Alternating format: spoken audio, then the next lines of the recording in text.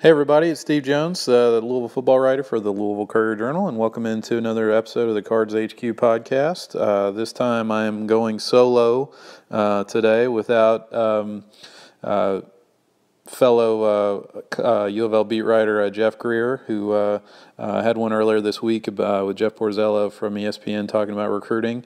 But this episode we were going to focus mostly on a story that I had that's now posted on CourierJournal.com. It's going to be in Sunday's paper, looking at Lamar Jackson's draft prospects and how maybe people perceive him, given that he is not necessarily, by any stretch, the most conventional pocket passing, prototypical NFL quarterback guy that you think of in a draft sense. And he will have to, had a lot of analysts, a guy from Sporting News, a guy from Pro Football Focus, a guy from Bleacher Report, and a guy from, a guy named Chris Landry, who's a former NFL scout and has done a bunch of media, a guy from NFL Draft Scout. All those guys were giving their opinions on Lamar, and they vary. Most of them tend to think that he has the potential to be a first-round pick, but I think all of them want to see more out of him. And some of them don't regard him that highly at this point because they feel like he has some limitations as a pocket passer and his accuracy wise. And, obviously some questions about how well really the amount of sort of amazing running that he'll do will translate to the NFL, where teams don't really use quarterbacks who run and do zone read and things like that. So will his sort of transcendent athletic ability and playmaking ability, will all that translate to a league where they like big, tall, strong, pocket passing quarterbacks? So, hopefully people will check that out. You guys will check that out and see what those comments were. Most notably, among the people I talked to for that story was the guy who will be our guest here on the podcast in just a moment, which was Mike Vick, the great, legendary, in my opinion, dual threat quarterback that gets the most comparisons to Lamar Jackson, rightly so. Both sort of once in a generation kind of players, if even generation, maybe in many generations of just ultimate foot speed and open field running. But also just elite, super strong cannon of arm, quick release, all the things that made Mike Vick so electrifying when he was at Virginia Tech are now the things that we see Lamar do at Louisville, and even on a greater scale, in a lot of senses, as far as statistically and clearly having won the Heisman was an accomplishment that Lamar has. So. Vick went on to play 13 years in the NFL, was a 4-time Pro Bowler. I believe he is the all-time leading rusher for a quarterback in NFL history. He obviously had a couple years of off-the-field issues having to deal with where he was in prison for the dogfighting charges that he had in 2007 and 2008.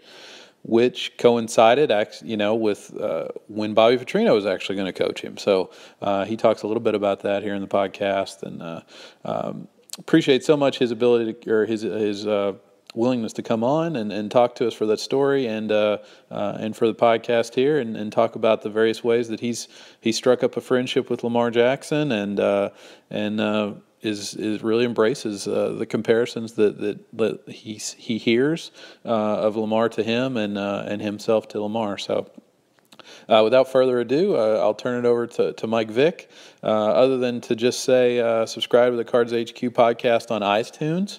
You can get it directly sent into your phone on the podcast app on your iPhone.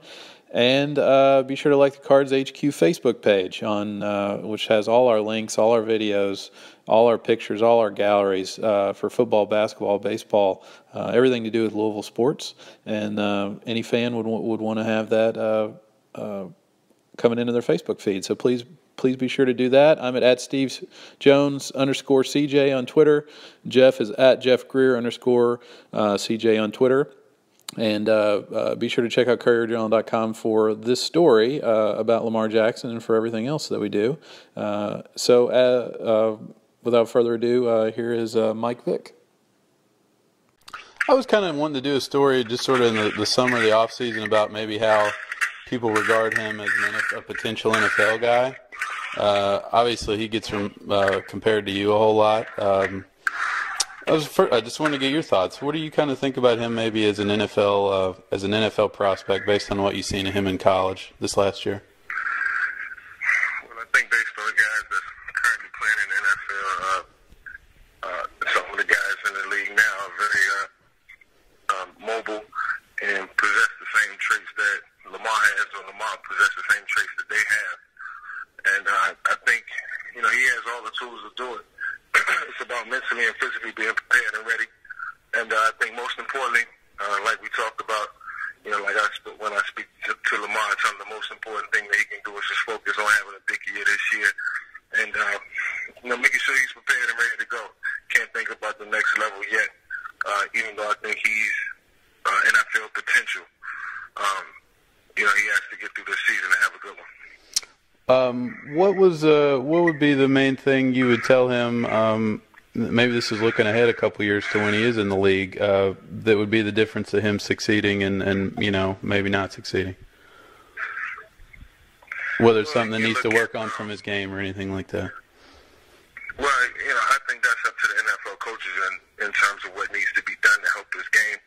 And obviously, they'll talk to Coach Petrino, who knows his strengths and weaknesses, and that part will be able to be sorted out fairly quickly. You have to be around him every day to know what he does well and what he doesn't. Obviously, for a young guy, it's a lot of room for improvement. I think Lamar has a lot of room for improvement, and he'll make those strides as years goes by. What did you learn from your as you progressed into being more of a pocket passer throughout the course of your career that was something that you learned or came along to you that you would impart now, if there is anything?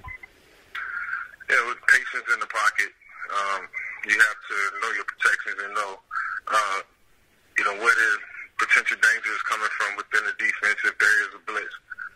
But knowing when to leave the pocket and when to just slide, or you maybe have to make a subtle movement and not just flee the pocket. So I think being disciplined in the pocket and understanding the pressure around me, which is all mental feel, it plays an important part. And I think you have to play the quarterback position to understand what I'm saying. But his feel for the pocket has to change, drastically throughout his career. And I think that's the biggest area where, I've improved over the years, pocket movement, pocket feel. What did you mentioned that I think that you got a chance to talk to him, and I've heard him say that he got a chance to talk to you too, maybe after the Heisman. I don't know if, but when did you guys get a chance to talk? We got a chance to talk. I think it was before. I've been knowing Lamar for about a year and a half now. Just always talking to him as a friend, as a mentor, somebody who can help him in his career, make the right decisions, take the right steps, put himself in a position where he can, obtain some of the things that I know he probably want to obtain in his life, and that's just through general conversation. But, Lamar, he thinks big. He wants nothing but the best for himself, starting in the classroom and then on the field. So just trying to help him get there. What did how many chances have you guys had to talk over the course of the last year or anything like that? I mean, maybe 7 or 8 times. Oh, okay, cool. Texts and things like that, just exchanging texts and phone call or two every now and then. Everybody's texting these days, so just text messages, back and forth thoughts. He bounced stuff off of me, and I may come up with something and bounce something off of him. But it's just developing the friendship. That's all it is. He said many times that you were his favorite player when he was in high school and coming up and stuff. I guess in some ways tried to model his game after you. What do you think about that? To know that he's kind of. That's awesome, man. I think it's great, man. I think if I ever seen another guy that looks like me, it's been Lamar Jackson. In terms of what he's doing, I know I did it out of a different system, a different style of offense, but offenses are what they are now, and Lamar is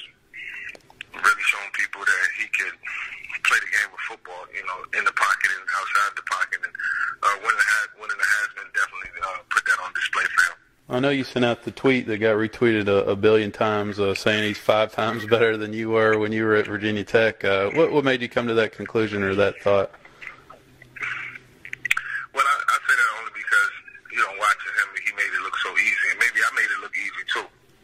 But, now I'm on the other side having a chance to watch younger guys. And it's the first year I really had a chance to study college football players and really see their skill set, and I thought Lamar really exuberated some things that were special and really made me look at him different, especially playing against Florida State. And I just gave him a lot of credit. I wouldn't say it was more credit than he deserved because he deserved a lot, but at the same time, it's coming from a guy who revolutionized the position, so to speak. So,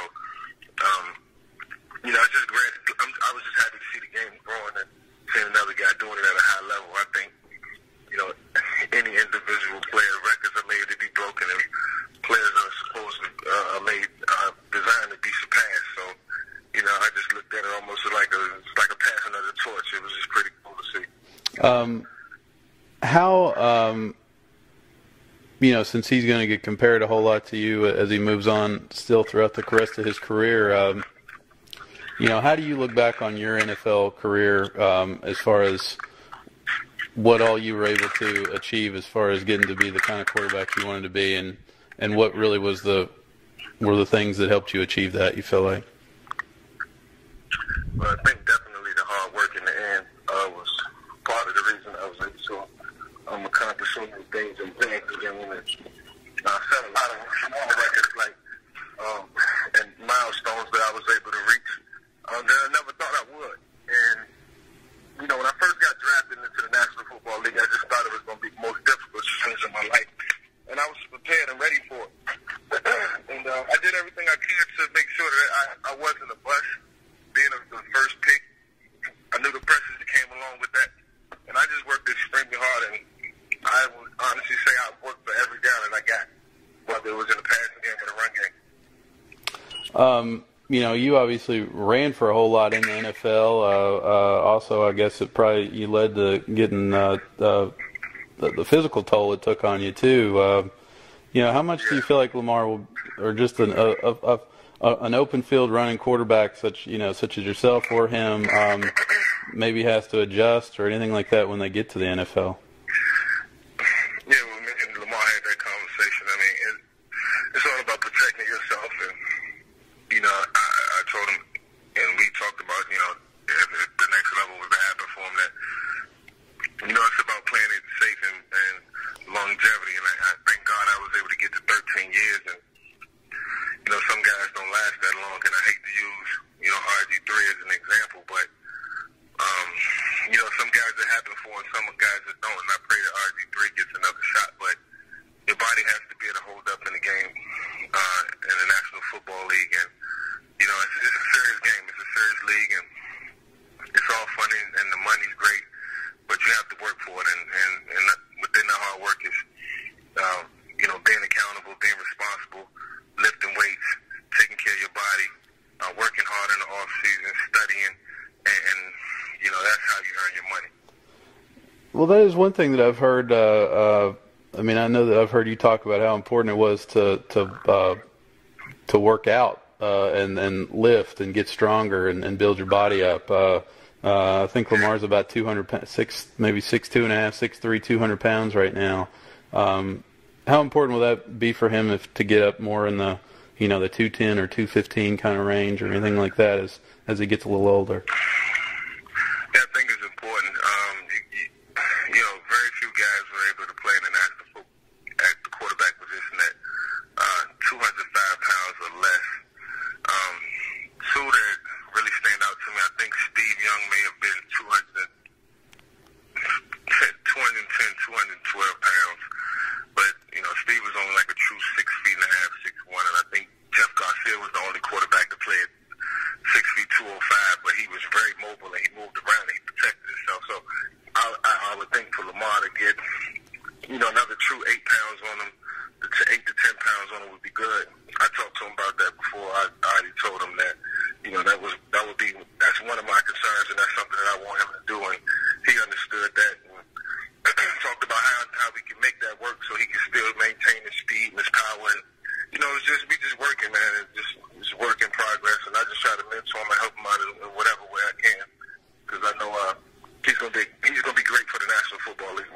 What was your weight when you got drafted versus, like 10 years into the league or whatever? I was 210 pounds, but when I was a 210 pounder, solid muscle, I only had like maybe 3% body fat.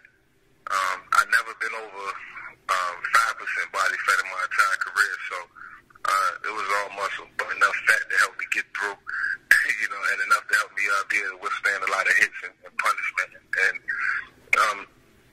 I don't regret a down that I've ever played.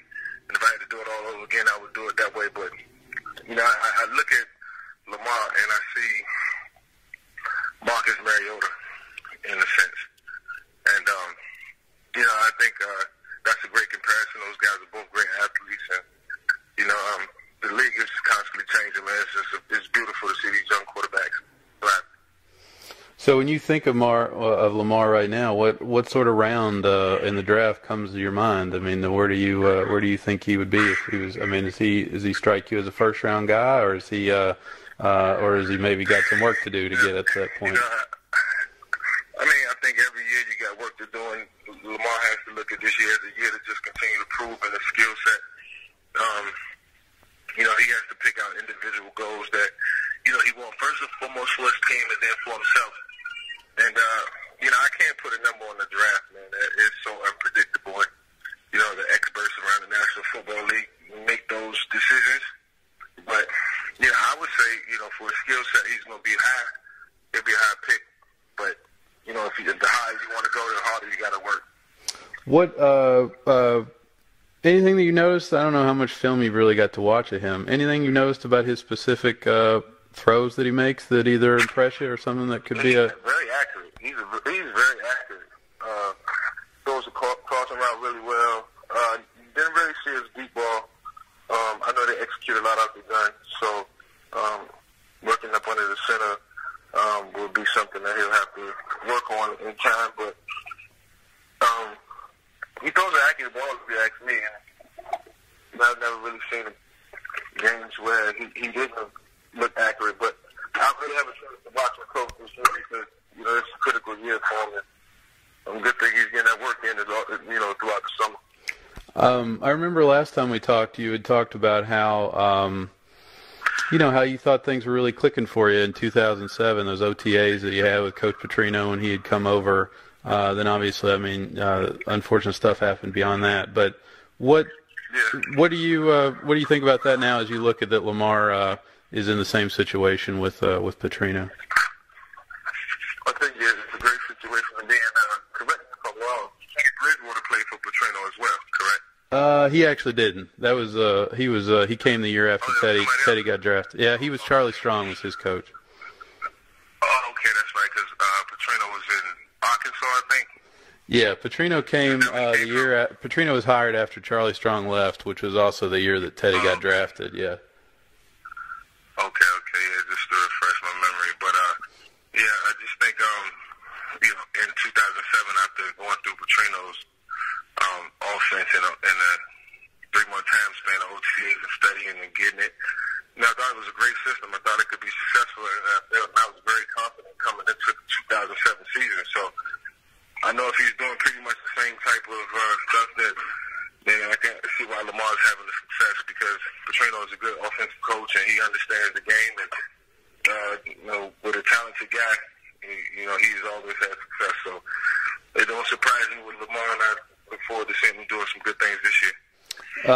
Yeah, and I appreciate your time so much. So one of the things I was wanting to ask you, from the conversations you've had with Lamar, how receptive, that's one thing that I guess is a big part of how well players do is how well they coach, how well they listen to feedback. How receptive is he to the kind of advice you've given him, and just what's your opinion of sort of his attitude now as you've gotten to know him a little bit? Yeah, I think he has a great attitude. I don't think Lamar thinks I'm going to tell him anything wrong. The only thing I want to do is help him. And just, that's just our friendship. Friends first before anything. And, we don't try to complicate that, or I don't try to overdo it or call him every day to try to make sure he's doing what I tell him to do or what we think he should be doing. We just try to, stay on the same page. And, it's up to him to be responsible enough to get things done. And I think he's doing a great job of it up to this point.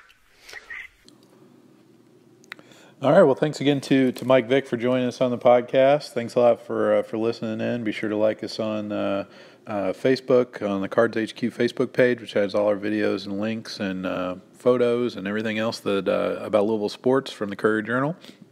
And be sure to like the Cards HQ podcast on iTunes and to get it. If you go through on your podcast app on your iPhone, you can immediately get it sent in every time there's a new episode up. Jeff has one up with Jeff Borzello from ESPN.com talking about basketball recruiting this week, and be sure to check out what we have. Jeff's got some stuff I think coming up on the NCAA investigation and the appeals process this weekend on CourierJournal.com and in the newspaper, and again the story about Lamar Jackson's NFL draft prospects. Should he elect to come out next year, will be in Sunday's paper as well, and it's on the website. So again, it's Steve Jones. Thanks again for listening.